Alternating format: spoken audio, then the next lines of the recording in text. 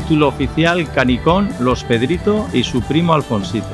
Pero incluso en Ibarrecolanda se acuña la frase no hagas el Pedrito cuando alguien está haciendo una tontería para hacer reír a otros. Esa frase existe ya por el barrio. Llevamos 30 años funcionando un poco desde el grupo Escute Etorkizuna y 30 años pues hace que seamos en Ibarrecolanda muy conocidos.